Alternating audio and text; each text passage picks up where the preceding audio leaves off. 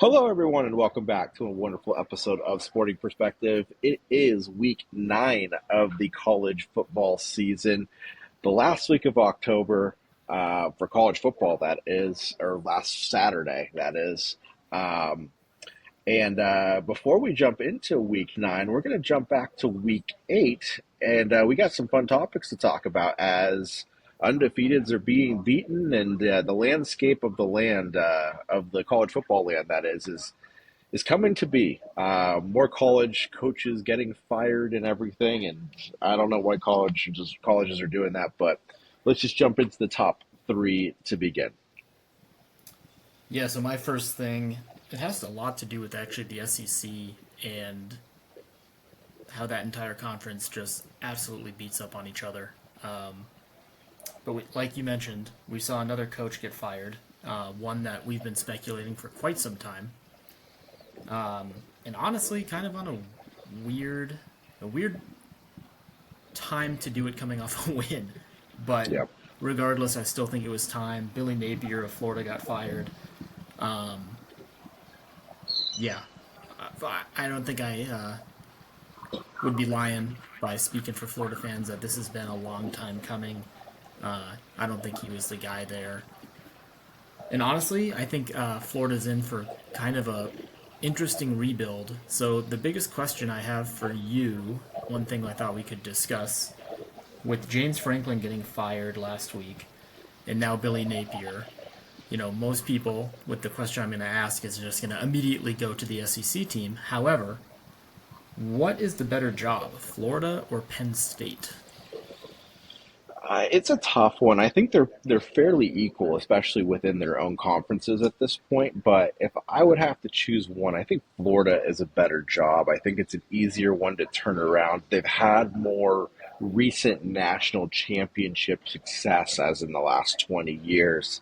Um, I think with Florida and a lot of these SEC schools at this point, especially the top 10 of them, it feels like is maybe throw out Alabama, maybe throw out Georgia right now. But a lot of them are pretty interchangeable at what it feels like. Mississippi, Florida, LSU, Tennessee, they all kind of have these individual runs um, throughout a 5 year run, where they're kind of dominant, and then it kind of rotates around. I feel like the Florida thing can get flipped pretty quick, whereas Penn State in the Big Ten right now, I mean, you're not going to be passing Ohio State. You're not going to be passing Michigan. Um, Oregon is there now. USC is there. Indiana looks like they're going to be good for a while. And in a way, you still have to compete with Notre Dame being neighboring. I think Florida's a better job.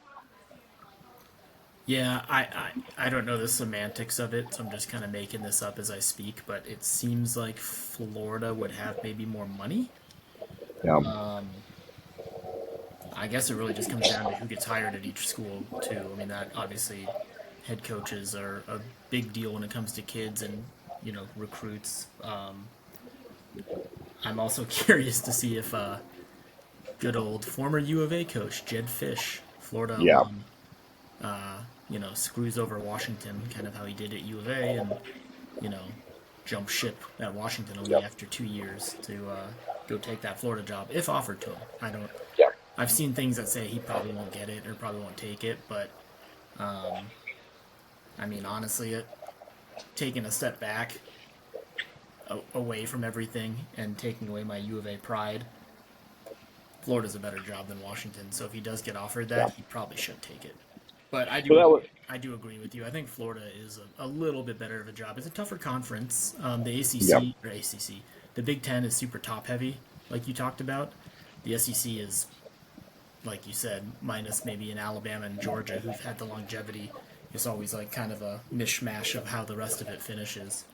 Yeah, it kind of dances around a lot, and it's just like I feel like a Florida turnaround, especially them being in the state of Florida, where they've got more high school football players or five and 4 star high school football players than really any other state. Maybe exclude California and Texas, they're in the top three.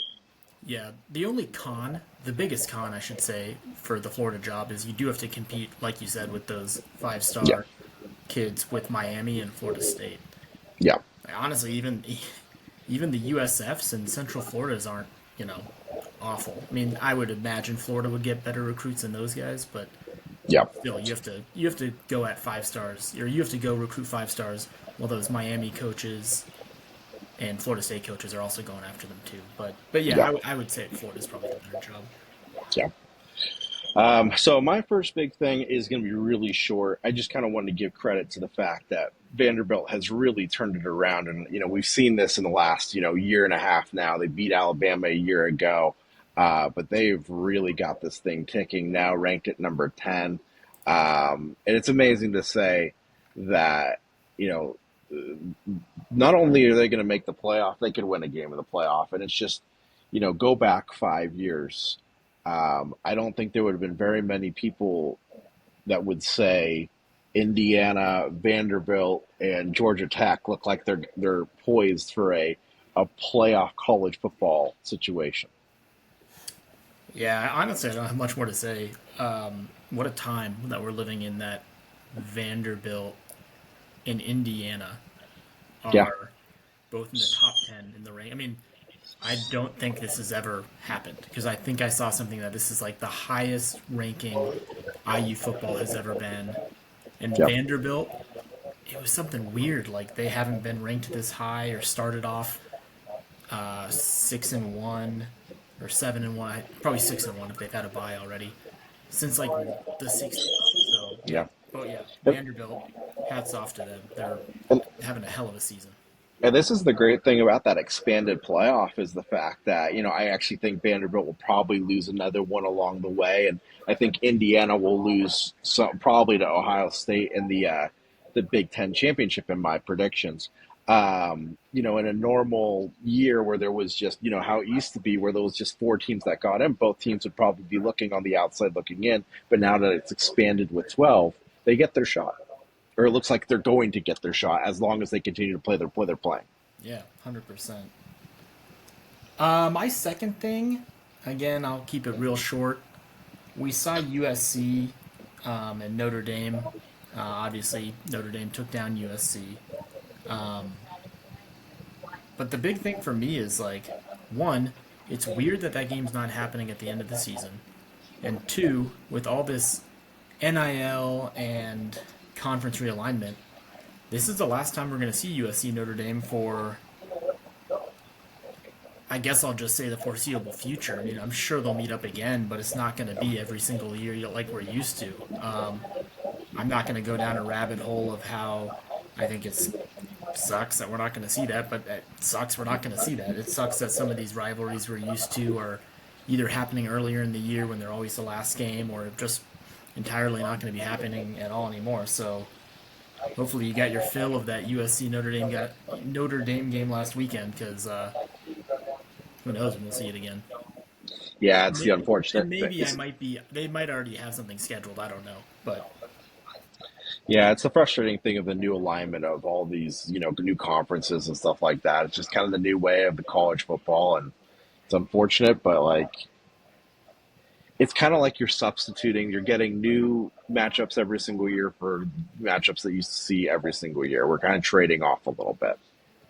So, but that is one of those classic rivalry games that I wish would continue. So my second thing, really quick, Miami, Florida went down to Louisville on Friday night, and I just wanted to mention, as a Oregon fan, we've seen this with Mario Cristobal throughout the years. He did it at Oregon. He's done it at Miami. He tends to lose one or two random games that he should lose. And Carson Beck went back to his ways of last year, turning the ball over four times. I guess we'll see what the real Miami is, but like I have a feeling Miami's going to do this again to another bad ACC opponent. They're going to end 10-2, and I don't think that's going to get them in the playoff. yeah, Beck is he's like riding a roller coaster. I mean, when he's on, he can be and look like one of the best quarterbacks in football, and then he can have games where he has 4 interceptions in one game, and doesn't even look like potentially a NFL quarterback. I mean, I think he'll make the NFL, but Yeah, um, Yeah, yeah. That was a very concerning game for Miami, and I know a lot of Miami fans, especially because I listen to the Dan Lebitard show every day, are a little concerned. So Yeah. yeah, I think Miami's yeah, not they're not on the upswing right now. Not looking good. Yeah. My last thing, again, super short. I mentioned a little bit about this last week. I maybe was it last week or 2 weeks ago, when Kansas and Texas Tech both got fined, and then there was a Hmm. tortilla throwing. Well, Texas Tech and the tortillas are no more. So end of a tradition, probably a good one. It's something that obviously tortillas aren't going to injure players, and but just I mean nothing should probably be. I mean when you're a fan of the game, nothing should be thrown on the field. I know it's a Yeah. tradition that dates back years and years, and like I said, it's a tortilla. It's not going to hurt you, but you never know what some kid might wrap inside that tortilla. Like I Yeah. think there was like a pocket knife that was thrown at one of the Kansas coaches. So Yeah. unfortunately, all good things sometimes have to come to an end. So see you later, tortillas. They will no Yeah. longer be thrown at Texas Tech. Yeah, I mean, people just kind of ruin good things, and especially over the last year, um, we've been seeing a tradition of people throwing dildos on WNBA courts, and we saw that in the Buffalo Bills game late last year, and you just don't know what's getting thrown. You just can't throw things onto the field at this point because, as you said, you don't know what's actually being thrown in with the tortillas in this case. Well, and the So, key word is like you're a spectator at that yeah. person's professional job. Maybe not the well, actually, you know what? I guess I'll call some of these college kids professionals with the way they're getting paid. But Yeah. regardless of it's actual professional sports or college, you're there to watch. This isn't about you, so don't throw stuff on the field. Yeah, just don't throw stuff on the field. So my last thing, really, really short as well, is I've got to a spot I can't see more than three teams making the playoff at this point. Indiana, Ohio State, Oregon, I feel like will get in as long as they continue their road. But I don't think there's any other team that can even qualify at this point. USC now has two losses. I know one of them's only in conference, but they'll probably lose another down the line. Illinois, just not it. Washington, just not it. Um, Penn State obviously is completely fallen off. You kind of said it. Big Ten's really top heavy, but you get to a spot around 7, 8, and this conference really falls off. So I just can't see more than three teams actually getting in the playoff this year. So Yeah, I mean, at least those three teams that are getting in are, I mean, obviously Ohio State being the reigning national champ, and IU looking really, really good. Those top heavy teams are going to have a chance when they get in. yeah, yeah. But all right, well, let's jump into some matchups for this upcoming week 9. Some good top 25 matchups for sure, and definitely some playoff elimination games, if you want to call it. And we're going to start with one, in my opinion, an SEC matchup where I believe the loser is probably going to be knocked out of the playoff here. Number 8, Ole Miss, going to Norman to take on number 13, Oklahoma. Yeah, there's two factors for why I'm picking Oklahoma. It's home at Norman, and John Mateer. You got to have a good game, man. Like you started off so hot, and you've had a couple. I know you got hurt. You had a rough game against Texas. It's time to rebound and show the world why you were, potentially a number one overall pick in the draft. Baker Mayfield's little brother at Oklahoma. He's very similar to him, and a Heisman contender. So I'm taking Oklahoma because I think they need to win this game. Yeah, Ole Miss hasn't looked good in back-to-back weeks. Don't get me wrong. I mean, Georgia's a good opponent, but they didn't look great against Washington State, and we're kind of still out. What is Washington State?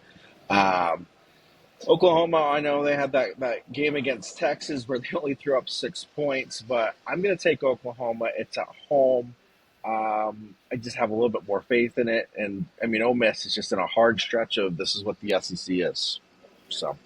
I'll take Oklahoma. And unfortunately for Mississippi, with the loss to Oklahoma and Georgia on the road, that could be the end of their run. That's just how the SEC works at this point. Um, Simulation had Oklahoma winning 27-21. yeah, okay. Let's go to a non power conference. and definitely playing for that 12 seed more than anything else at this point. Number 18, South Florida, heading to Mississippi, who came off of a loss last week, actually. Sorry, Memphis. Memphis, Memphis. yeah. Sorry. Yeah, that Memphis loss to UAB is just sticking too much in my head right now. Um, they looked like someone who I thought could actually win that American Conference. Mm-hmm.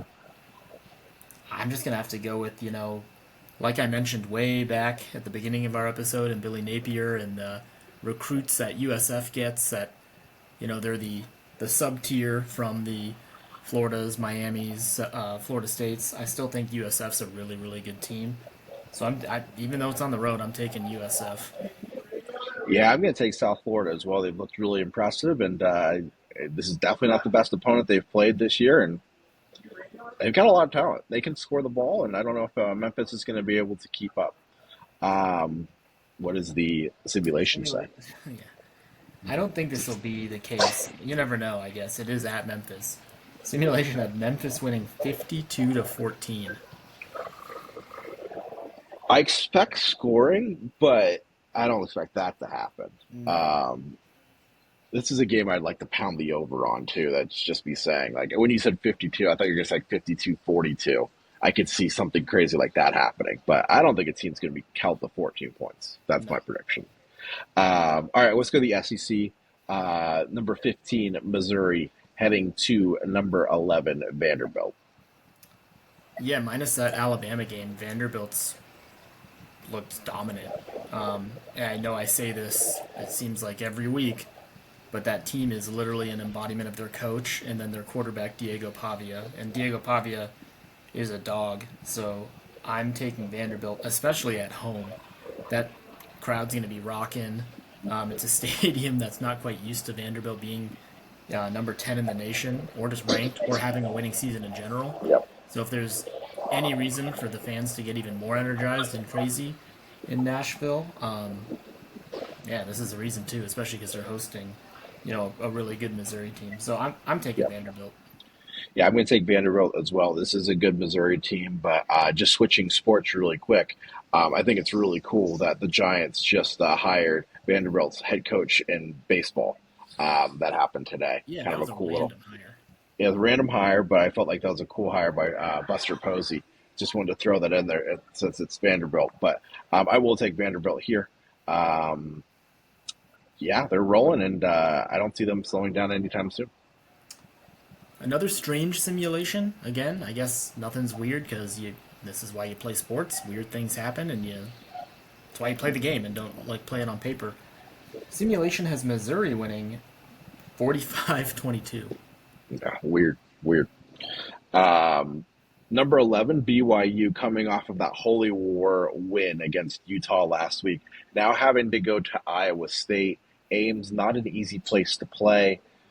Ohio State has fallen out of the rankings, but who do you got? BYU's really impressed me. They have, I've seen them win in like an assortment of ways. They came back against Arizona. You mentioned they beat a really good Utah team in the Holy War. They're kind of an old school team. I know I talked about their quarterback last week, Bear Bachmeyer, and he's kind of an old school guy. He obviously can throw the ball, but he kind of runs a lot too. So I, I'm believing, I guess, in this BYU team. I'm actually switching my. I think I'm going to switch from ASU and say BYU now has a really good shot to win the Big 12. And I think that in order to win a conference like that, you have to beat these Iowa State teams who, yeah, preseason Iowa State was supposed to be really good, but they're kind of having a tough stretch and they've dropped out of the rankings. So I'm back in this old school BYU team, this ground and pound. So once we feel like we understand the Big 12 and we're like, there's a team that feels like they're going to break through, they lose a game. So in this case, because it's this conference, I'm actually going to take Iowa State. It's tough to go on the road. And I feel like BYU might be a little beat up from last week's emotional win over Utah. But this Big 12 conference has felt like once you get to back a team and feel good about it, you got to swing a different way. Yeah, well, we saw that with ASU pulling off the upset Yeah, last week. So yeah. um, Simulation has Iowa State winning 35-21. Okay. And then we'll close out here with this will be a buzzing game, and this is going to be a big one, I think, for the LSU Brian Kelly pocket, honestly. Number 3, Texas A&M, heading to number 20, LSU. This is a tough thing to say, but I feel like this is a must-win for Brian Kelly. And if he doesn't win this game, he might be out based off of the amount of guys that have been fired. Yeah, I agree. I think this is unfortunately a must-win um, for Brian Kelly. And honestly, depending who you talk to, I don't think it's really been the best look for Brian Kelly at LSU. And if you asked him, I'm sure he'd say it's been underwhelming. He hasn't quite done what he sought out to do. I don't think. Texas A&M is really good. I'm a huge believer in Mike Elko, so I'm taking Mike Elko and that Texas A&M team to I'm not gonna say upset LSU, but anytime you can win on the road, in the Bayou at Tiger Stadium, um, that's a huge win. So yeah, Yeah. I'm taking A&M. I'm taking A&M too. I mean, LSU has just looked worse and worse as the year's gone on, which is tough to say. The offense has definitely digressed. I want to take LSU. I want to say that place is going to be popping, but Texas A&M is number 3 in the country for a reason. They've been very good all year. Why am I blanking on the LSU stadium? Like, what's the nickname? Tiger Stadium, Yeah, but they shared the Death same nickname. Death Death Valley. Valley. Death Valley. I don't know why. I just couldn't think of it. Yeah. Simulation has LSU winning 34-17. All right. Cool. I think All I right. think this I, I think this simulation. I think the game gives a lot. Like it's almost like they boost the home team up quite a bit. Yeah, it makes sense. Yeah.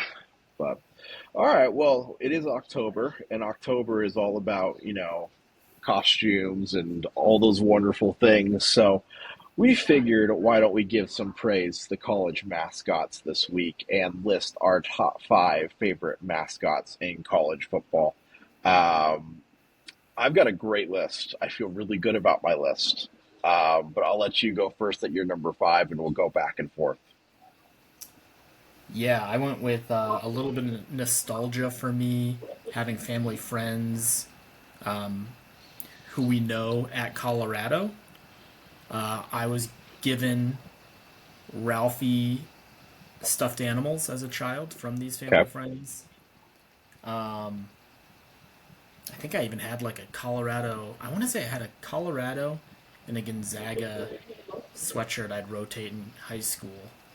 Anyways, I had a lot of Colorado gear early on. Back when it was like I was so young to where like yeah I was a U of A fan, but like I just would wear whatever. But anyways, as you can guess, I'm going Ralphie at number 5. Great mascot. Yep. There's been a couple of them.